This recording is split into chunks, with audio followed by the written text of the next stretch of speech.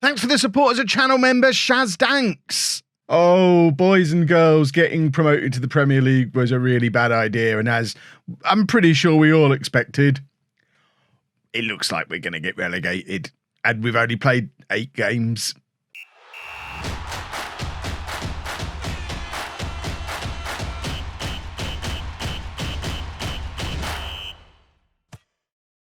Hello and welcome to Club 3, part 16 of Not League to Legend. I'm Kevin. Coming up on today's episode, we have 2 Premier League games.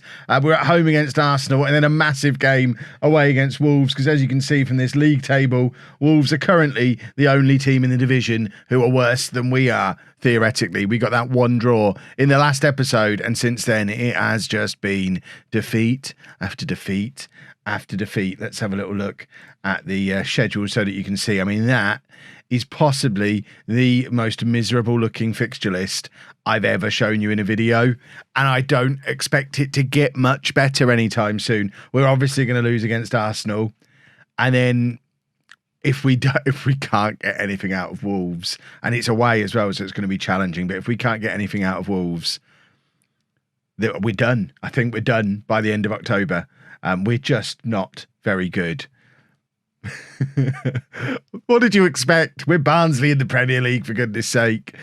So this is the team we're putting out there to face Arsenal. As you can see, we have fully reverted to the counter-attacking 4-3-3. I'm on the verge of just going back to the 4-2-3-1 gegenpress that got us here. I acknowledge that's a really bad idea, but my thoughts are this, and I'll be making the decision by the end of this episode. If we don't get any points out of today's episode, if we fail to get any kind of result out of Wolves, I would enjoy myself more watching us get relegated, attacking and going for it, than watching us get relegated, defending and just letting teams score against us. Because if we can't get anything out of Wolves, we're getting relegated either way. So we may as well just have fun and get sacked having fun. That's my thoughts. So this is the team. As you can see, Woodman is injured, which absolutely does not help. He's been out for a little while with a twisted ankle and been out for a couple of weeks now. So we're going with Hilson in goal, because he's the only other goalkeeper at the club. A back four of left-handed Williams, Stevens, Tanganga and right-handed Williams. Clarkson at the base of the midfield, Moa and Maggiore ahead of him. Oko, Flex and Chong both in their natural wide inside forward positions, and Hornby up front, who these days is a complete forward. He can do that now, just not very well. He's not a Premier League player. I think that's the problem with Fraser Hornby. He would be a very, very, very good Championship striker. I mean, he was a very good Championship striker last year, but he is getting better. He can do complete forward now, which to me is the sign that he's got better. But he's just not good enough for this division, and that is Arsenal looking terrifying. Oh my word, we are the underdogs. I mean, it might be. I know I always talk about how when you close the game and start it up again next time, you get a new random number generated and sometimes your form changes. Well, I'm hoping, because I've not touched this save. I'm recording this on Monday morning because, as I mentioned before, I'm trying to get everything recorded early, because next week, so in a couple of days for you, I'm planning on finally sorting out my little office area and making it look awesome and getting my home shirts framed and all that kind of stuff. So I'm recording lots of stuff early. So I'm recording this on Monday. I haven't touched this save since last Thursday. So I'm hoping Football Manager is going to look at that, because this is how software works. He's not played for a few days. Maybe he's had enough. Maybe we need to let him have a couple of wins to get him hooked back on the game again. I'm fairly confident that's not how it works, but I can dream. Oko Flex has got himself sent off here, hasn't he? For goodness sake, when it doesn't rain, it pours. What am I supposed to do here? Oh my goodness me. Well, Chong's just going to have to go in there, and we're going to have to play without any wide play. Oh, this is a bad idea. This is such a bad idea. But both Williamses can get up and down on the left-hand side. They're going to have to give us the width. We're back with the diamond. Who knew this was how we'd rediscover the diamond? And there we go. We are 1-0 down again, as you would expect. And it's gone down as an own goal for Hilson, which seems a little bit harsh. I don't see how that's an own goal. Let's have a little look. He's trying to make the save. If these are going to be recorded as own goals, he'd be better off getting out of the way. Maybe it was going wide, but I don't think, never in a million years you're calling that an own goal. Clarkson to Williams, to the other Williams. The Williamses are our only defenders at the moment. One of them's played it forward. Chong has played it in to himself via Hornby. It was a little bit scrappy. It was a little bit all over the place, but ultimately what it's led to is an immediate reply, and we've scored a goal in a football match. And this is a remarkable turn of events. So these three, I didn't think they had any idea what was going on, but Williams played it forward. Chong missed it. They cleared it into Hornby, and it's bobbled down to Chong, and he's managed to slot it away. And that's the kind of moment that seasons turn on. It's not going to happen, is it? We can't even clear a free kick to one of our own players. How is this a thing that's just happened? We're going to concede again. We've given away we couldn't just concede because we were being sloppy. We had to give away a penalty too. I assumed he was getting sent off as well, but apparently the ref's being lenient on us. A red card and a penalty against us in the first couple of minutes. And of course, we're back behind again in the game. And it is just a calamity of errors because these players aren't as bad as this form indicates. We weren't making mistakes like that last year. And it doesn't matter whether we're playing against Arsenal or Exeter. Goal kicks like that are always bad and lead to goals, but we weren't doing them last year. Why are we doing them this year against better opposition? It's so frustrating. I'm frustrated, as you can probably tell. How do we get back into this game now? We're down to 10. I mean, we can't. That's what I've got to keep reminding myself. There's no point in worrying because we're going to lose this game. We're supposed to lose this game. I think we're pretty powerless to stop ourselves from losing the game. Even if we'd have had 11 men on the pitch, it was almost certain that we were going to lose this game. But down to 10 men, we haven't got a chance. The really frustrating thing, I don't want to see the replay because the episode will be 40 minutes long if we watch the replay of every goal we concede. But we've actually had more clear-cut chances than them, 2 to their 1, but it doesn't seem to matter at this level. That is a fairly common thing, and maybe it is the fact we don't have a Premier League striker that is going to cost us this year, but it's not just the fact that we are scoring far fewer goals than we are creating clear-cut. For goodness sake. Why are we giving away so many free kicks around these areas? As I was saying, it's not just that we're not converting our chances. We're also habitually conceding far more goals than the opposition creates clear-cut chances. So that means we're conceding goals where we shouldn't even really be conceding goals. If we were giving away 8 clear-cut chances every match and losing 6-0 because we were just being thoroughly outplayed, then I could hold my hands up and say, yeah, that's fine. I can live with that. But both teams in this game have had 2 clear-cut chances. Yes, Arsenal have had more possession. They've had far more shots. But actual good chances created, we've done just as much as they have. But they've scored 3 goals from their 2 chances and we've scored 1. And it just happens again and again and again and again and again and again. Right. Moet can come off. Traore can come. Traore, not Torre. Traore can come on for him. You'll notice there's no Riminotta anywhere near the squad now, and we're losing. Coincidence? Comment section. Who are so against Riminotta? Maybe he's the answer. We'll bring Livramento on as well. I mean, they're not changes that are going to get us back into the game. It's literally just substitutions for the sake of substitutions is what's happening here. Tanganga plays it across to Clarkson. Clarkson has been one of the bright spots this season. He is actually quite a good defensive midfield player, or at least he has his moments. As a deep line playmaker, he does create some nice stuff and play some lovely balls forward. I can't guarantee he's getting a decent average rating, so I don't think anybody's getting a decent average rating. I'm not reading too much into the average rating stuff. Certainly with midfield players, as you saw with Riminotta. It's not all about rating, it's about what I see them doing in matches. And I see Clarkson making decent contributions. But, it really is. I mean, when our defensive midfield player is the only bright point I can think of, when we've lost, what is this, 8 games, 8 defeats in a row now? Did we draw the first one or the second one? either way, the board should be starting to look at. The thing is, the board were looking for me to. I think, did we get the old fight bravely against relegation thing? Am I safe from the sack? Because it was such an unlikely promotion. Because I do think the improvements we've made to the squad this summer, and we have improved the squad this summer. There's no denying that the squad is a better squad than the one that came up. So I do think if we go down, when we go down, we'll probably come back up again because I think we are a better team. And I think I could do that. And these are the conversations I'm having with the board in my head. I think, yes, I'd be holding my hands up now and say, yeah, we're probably going to get relegated. We came up too soon. We knew that when we came up. I think I prepared everybody for that. But I do think we are improving the squad.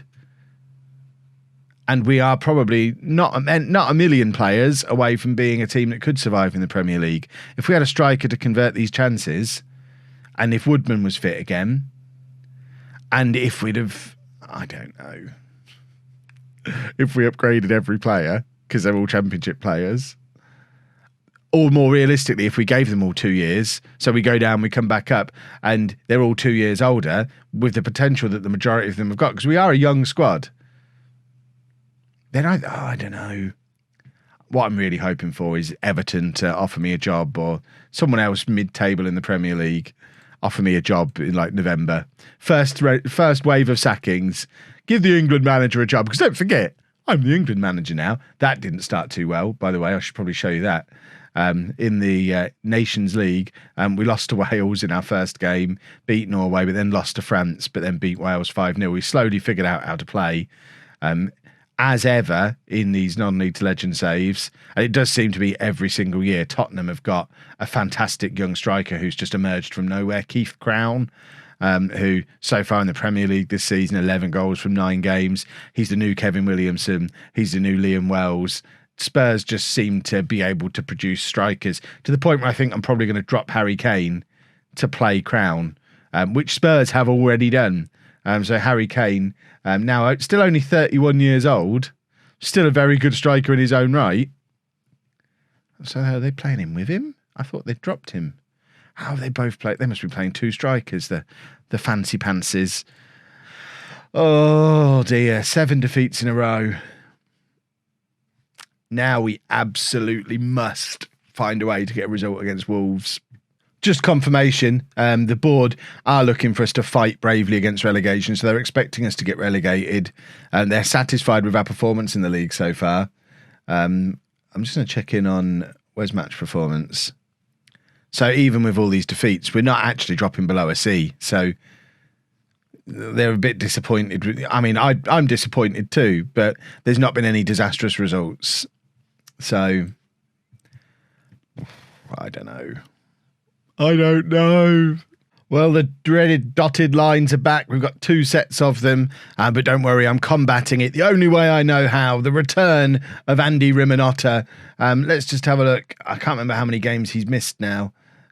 Where's form? It's there, isn't it? So he's been sporadically in and out of the team for a little while this season, but we know from last year, when he plays, we win. So hopefully we can have a return to that. Woodman's still not fit enough to start, although he is fit enough to go onto the bench now. So Rimanotta, Mowat and Clarkson are going to be our midfield. Tillman's coming in on the left-hand side for the suspended Occo Flex, who's now been suspended for 3 games. Beera, by the way, is going to be out for another 3 weeks. So even if we wanted to go to the 4-2-3-1, we can't easily. Although, to be fair, Chong did very well there in the last game. So we could potentially go like Tillman, Chong, Occo Flex when all fit as a 3 for behind Hornby. Or I could just give up on Hornby altogether, play Occo Flex as a striker because he's got much more potential, and do a different combination of players as the midfield. I mean, we've got Brown, who was so important last year and barely used him because of these additional players that we brought in. Maybe Brown is somebody we need to be forcing into this team. But I signed 2 wingers who theoretically are better than him. Right. We just got to get a result today against Wolves. There's no getting around it. We have to at least draw this game. If we lose, then Wolves pick up their first win of the season after 9 consecutive defeats. and we find ourselves rock bottom of the Premier League, where we will stay for the rest of the year. If we can somehow find a result from somewhere, then there's always that little bit of hope, because there are a few teams who don't look very good at the bottom of this Premier League. The thing is, though, with Wolves is a really confusing situation, because looking at that team, they had a team that don't look like they should be struggling to find any kind of win. It looks like a situation where the manager's just lost the dressing room. And I am thinking, in terms of, if he gets sacked, like if we beat them today and their manager gets sacked, I might apply for that job, because there seems to be more potential in that Wolves team to survive than there is in our team. But I don't know. It just seems weird that a team, I mean, Milik, in the Man United save I did in the beta, he signed for Liverpool and was Premier League top scorer twice in 3 seasons. Van den Beek, who's in their midfield, I signed him for Everton in my very short-lived stream save. There's players there that I know are much better than the players that we've got. Martinez, is he the same Martin? That is the same Martinez I signed for Manchester United in my Manchester United beta save, and he was fantastic. There's no way that Wolves team should be rock bottom of the Premier League. I don't understand. That being said, we're not showing any signs of beating them. I mean, a draw is fine. A draw would be fine. Both of us are looking at this thinking we'd love a win, but a draw at this point would be nice just to stop the consecutive defeats. The problem is they've had far more of the game than we have. We're trying to hit them on the break, and fingers crossed we can do it here. Moet with the corner, it ends up with Chong. Chong plays it back to Moet again. We have got Hornby in the middle, and Chong is there with him. Back to Moet again, and somehow we can't even get a cross in. Chong wants to stay in the Premier League. Lovely tackle from Chong. Plays it back to Clarkson. Clarkson back to Tanganga, who plays it forward to Moet. And there are options ahead of him. Chong is in here. Surely Chong should have scored. That was the biggest chance of the game so far for either team. Chong should have scored there. Moet with another corner. In swinger. And Hornby can't get onto the end of it, and now Wolves have got the chance to counter-attack at us, and we are desperately chasing back, and it's worrisome that the highlight continues, but Tillman's done brilliantly there.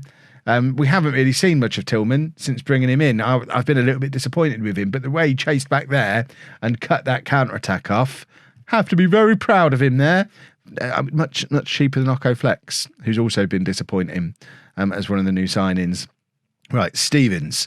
Looking for options ahead of him, plays it forward to Tillman, who's got Williams there for an overlap, back to Stevens, then eventually does find Williams, and we've got men in the middle again if we can get a crossover this time. Cross does come in, there's Hornby with a flick on Moet, hits the post, and Chong missed an open goal. I was already up and celebrating. That's ridiculous. Right, we've just shown, I don't know why I did that before the substitution. Tillman apparently not playing very well, even though, right, this is the opportunity to get Brown on and go back to what we know works with those two from last year. And then we're also gonna, what are we gonna do? Let's get Ryan Burke on for Williams. Let's change up the whole left-hand side. I cannot believe we didn't score then. We should be winning this game. Clarkson, back to Williams. Williams to Clarkson again. Clarkson crosses in. I don't even know who, was that Chong who was in there? It was Chong. Chong has now missed 3 clear-cut chances. He should have had a hat-trick today. Moet now with another corner. We have been all over Wolves for the last 15, 20 minutes or so of this game, but we have absolutely nothing to show for it, and I'm blaming Chong. In fact, I'm going to take Chong off. I've had enough of him. He's getting into positions but not scoring goals, and that is very frustrating. We can bring Brivio on to play on that left-hand side, who I'd like to think if Brivio had had 3 clear-cut chances today, he'd have scored one of them. Not that he's ever scored a Premier League goal. So, you know, maybe he wouldn't. But we've got to try something a little bit different. Let's get creative and hope Wolves don't punish us here with a goal. Williams comes across and tackles nice, so keeps it in. Bit worried the way he did that. And what have we done here? Thankfully, Van der Beek, awful. That was as big a chance as any that Chong had. We are 2 really, really terrible football teams. I think that's what we're learning today. Absolutely bereft of confidence. How they've got Romelu Lukaku. And they've brought him off the bench. How are they? I mean, that's not fair. We brought on James Brivio and they brought on Romelu Lukaku.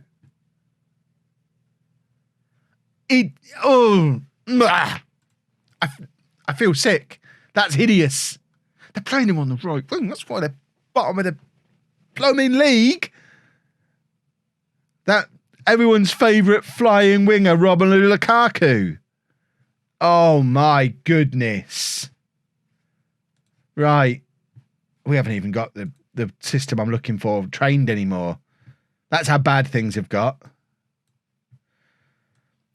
Oh my word. I hate this game sometimes. Oh. There we go. I mean, it's not going to make any difference at all. Let's demand more. We were the better team. We should have won. The amount of chances Chong had, that feels like a real proper low point of the save. I'm furious with them for that. I'm furious with Chong. Oh my word. I almost feel like it would be nice to get sacked because at least then the pain would go away. But I don't think I'm going to be sacked because I think the board are just going to accept we're going to get relegated. They're still satisfied. Surely we get lower than a C for that match. Nope, just still yeah, you were supposed to lose anyway, which is the case for every single game we're going to play this season. It feels like it's all over already. We'll come back mid-December, see how long our run of consecutive defeats has got to at that point. But I mean, if it becomes obvious there's no coming back, I'm not going to show 8 episodes of me moaning from this season. We'll do one around here. We'll do one somewhere around here and then move on. Oh, awful. If you've enjoyed that, please make sure you leave a nice big thumbs up on there for me. Subscribe to the channel for daily Football Manager videos. And thank you very much for watching.